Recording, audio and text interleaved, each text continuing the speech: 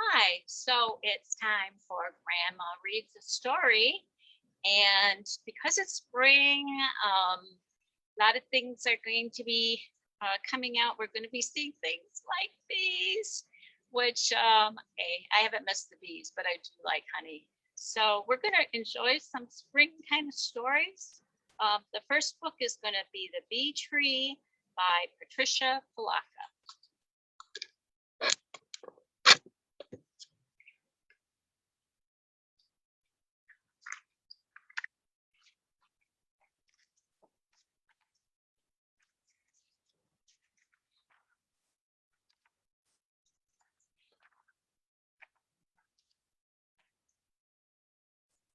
Tired of reading, Grandpa, Mary Ellen sighed.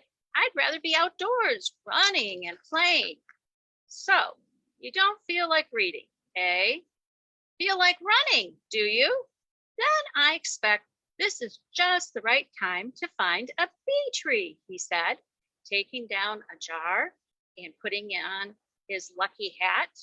What's a bee tree, Grandpa? Mary Ellen asked. Well, it's where the bees make their home. It's where they keep the honey. The sweetness in the land, Grandpa chirped excitedly. But we already have honey, Grandpa, Mary Ellen said. Ah, but not honey like this, Grandpa answered with a wink.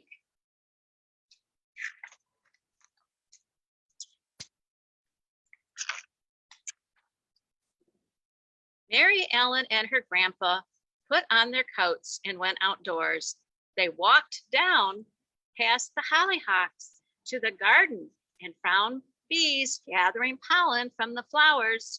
Her grandpa carefully trapped some in the glass jar, making sure not to hurt them. When he was sure that he had caught enough, he smiled, leaned close to Mary Ellen. They'll take the pollen back to the hive to make it into honey, and we'll be right behind them. Then he slowly loosened the lid of the jar and let one single bee escape. It stayed in the mouth of the jar for a moment, flew straight up, then buzzed toward the cornfield. Quick now, run! Grandpa called as he began to chase the bee.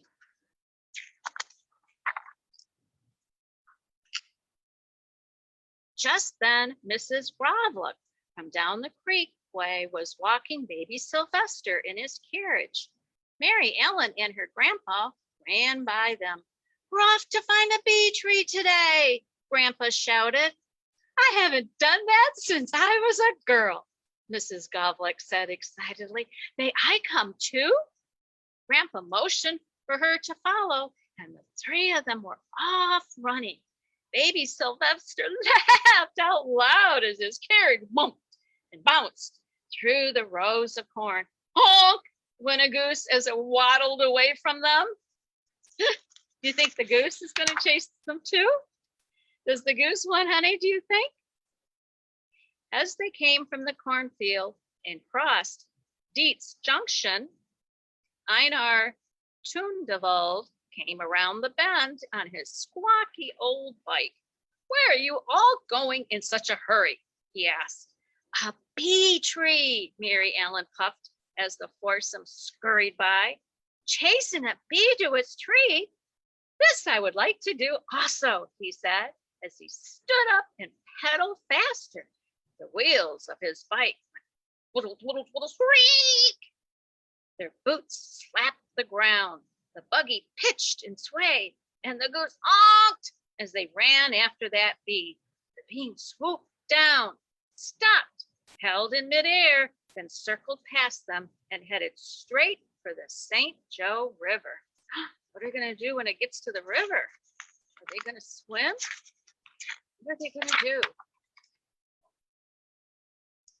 Olaf Lukheigen, while strolling on the nearby shore with the charming Herman sisters, Petra and Dorma, looked up and noticed the commotion coming toward them. Where are you all going? He called out. To a bee tree. We are going. Einar Tudefald puffed as he paddled by. Can we come too? The two lovely ladies pleaded. Fast, you'll have to run, Einar said. We don't care, let's go, the three shouted as they raced after him. Slap, bump, honk, honk, tweedle, tweedle, squeak, bump. They all went as they sped down the road after that bee. Klondike, Bertha Finchford, just back from an expedition in the Yukon, had car trouble next to the road. She looked up just in time to see everybody running by. You say you're after a bee tree? She shrieked. Sounds like that won't be easy, but Eureka! What an adventure! She sprinted along behind them. The bee dipped and soared as it made its way out of sight. Oh no, they lost the bee. What can they do now? But Grandpa carefully let another out, and the chase was on again. The noisy, merry bunch galloped up over Bird Talk Fellow Ridge, only to run smack dab into Fiduciary Longhop's herd of goats. The goats bleated and buckled as the people clambered through them. What ho! Fiduciary called out. You're gonna scare the goats. Bee tree, a voice called back. With that, Fiduciary tooted his flute, and he and his flock joined the chase.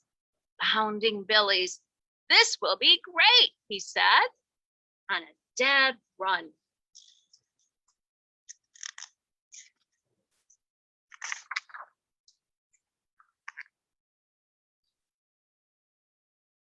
Three traveling musicians looked up just in time to see a thundering stampede of goats, buggies, people, and bikes coming straight for them. Why, are they all running, Pa? One of the boys asked his father.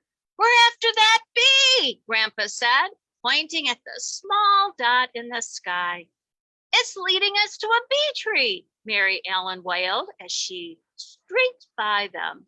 Come along, Klondike, Bertha chortled as she hurled past.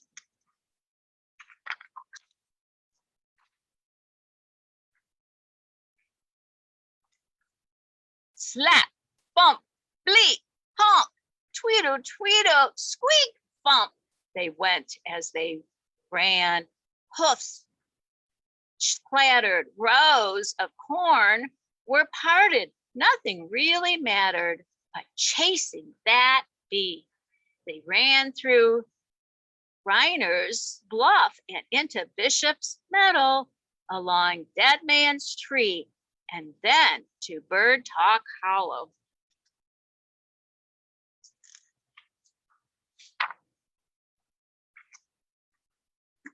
As they ran down the hollow, the bee took blinding speed and disappeared from their sight. They all stopped to catch their breath just in front of Dunk's wood. Grandpa handed the jar with the last bee in it to Mary Ellen, and she let it out. Sure enough, it flew straight and low right into Dunk's woods. They're going to find that beehive, do you think? It's the bee tree, Grandpa whispered. That's where the honey will be, but we'll need plenty of smoke. Why do they need smoke, do you think, for a bee tree? Everyone set about to build a smoke fire from twigs and damp leaves. When the smoke had quieted the bees, Grandpa balanced on Einar's bicycle and reached into the tree. As he pulled out small pieces of honeycomb, he dropped them into some of baby Sylvester's spare clean diapers that Klondike Bertha was holding. Mary Ellen tied them into neat little bundles, and Mr. Lycolgan put them into the baby carriage.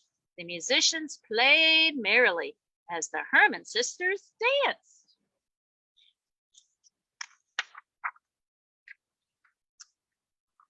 Grandpa invited everyone back to the house for baking powder biscuits, fresh brewed tea, and, of course, the honey.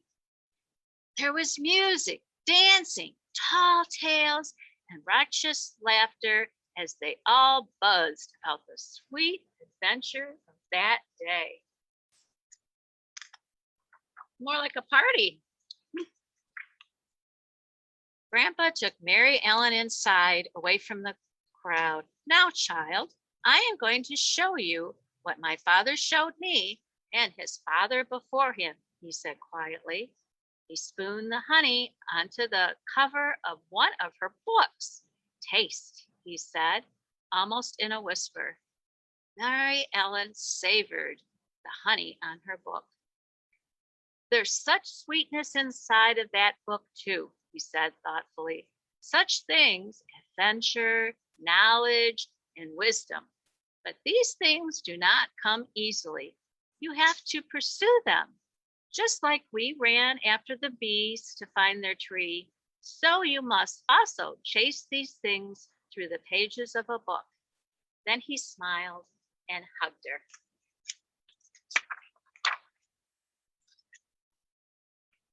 From that day on, Mary Ellen never again complained about her reading. She found it to be every bit as exciting as a wild chase through the Michigan countryside and as sweet as the honey from a bee tree.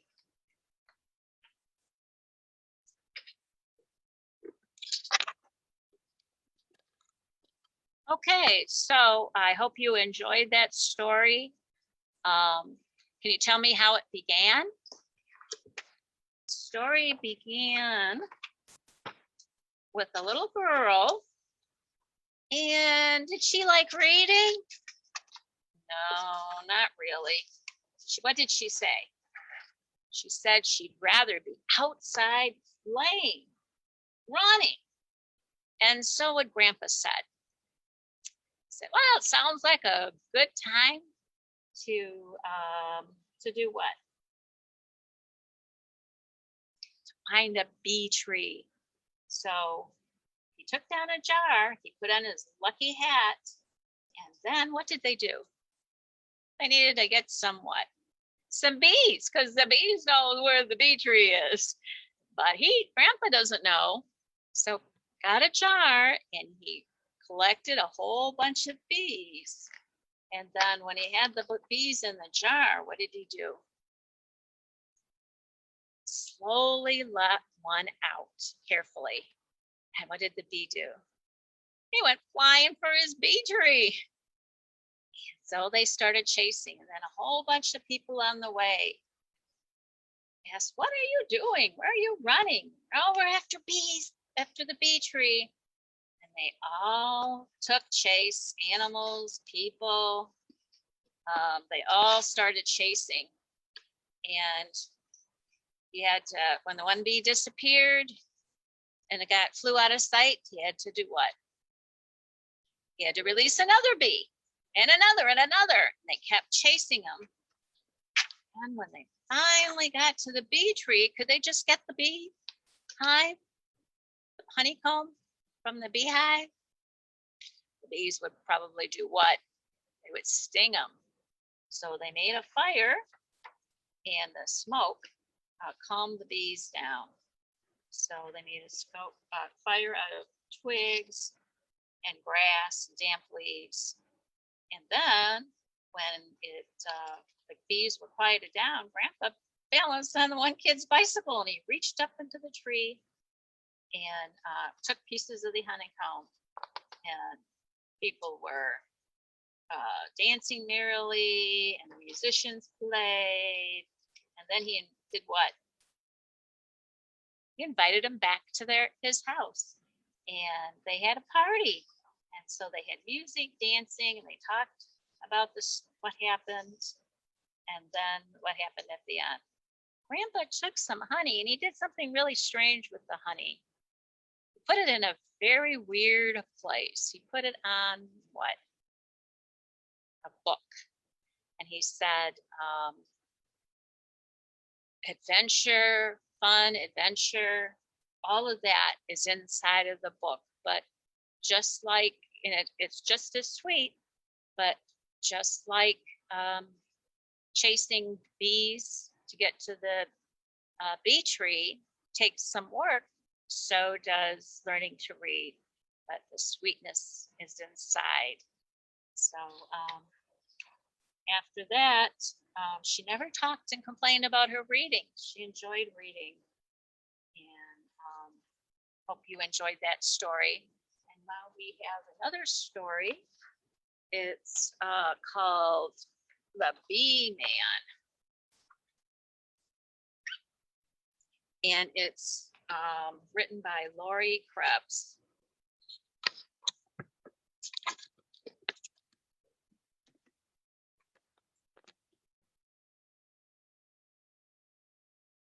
And Valerie Sis.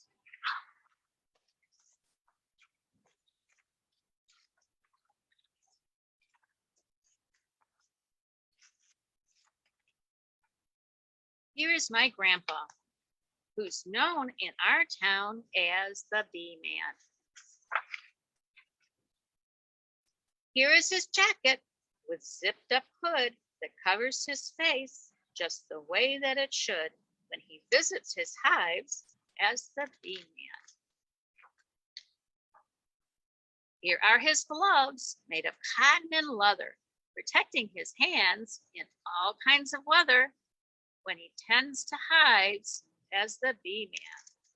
Ooh, look at that, over their faces too. Here is the beehive where all the bees sleep, tucked into a box called a shallow or deep, and then placed on a stand by the Beeman. Okay, so instead of being in a tree, have special boxes. Here is the smoker that calms down the bees, and a hive tool that opens the beehives with ease for a much closer look by the Beeman. See? So he doesn't have to go chasing the bees through the town. He has them all in all these little boxes. But he also uses smoke, doesn't he?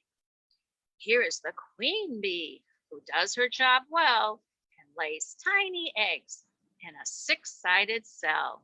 She is the heart of the hive, said the Beeman. See how much bigger the queen is and all the other small little bees? She's the heart of the hive. Here are the drone bees with big bulging eyes and a large appetite supporting their size. They mate with the queen, adds the Beeman. So here's the drone bees.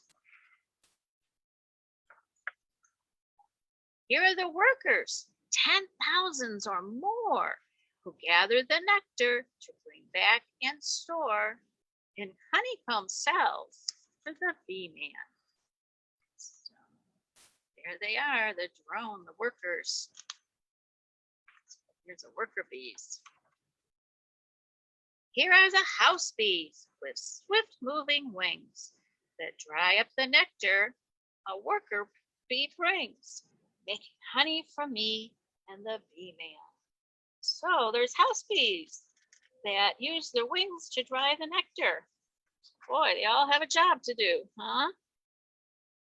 Here is the extractor. It's clickety-clack, removing the honey from frames on a rack and filling up jars with a Beeman. Oh, here it comes the extractor. You see it? Comes out the little pipe and into the bucket, and then he pours it into the jars. Here's some of the honey. Return to the hive. It's food for the bunnies to help them survive. The bees, food for the bees to help them survive the long winter days near the Beeman. So he has to give some of the honey back to the bees because they would starve in the winter if they didn't have any honey. Here are the bees protected from harm. Inside the hive, huddled snug and warm. So they'll be here next year, says the bee man. So when it gets cold, they're hiding inside.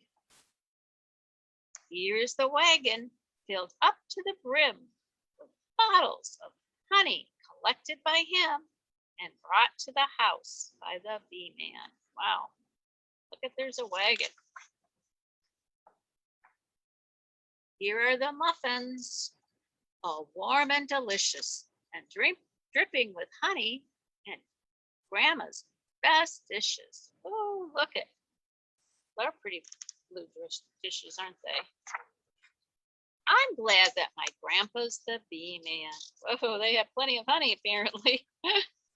All kinds of good food.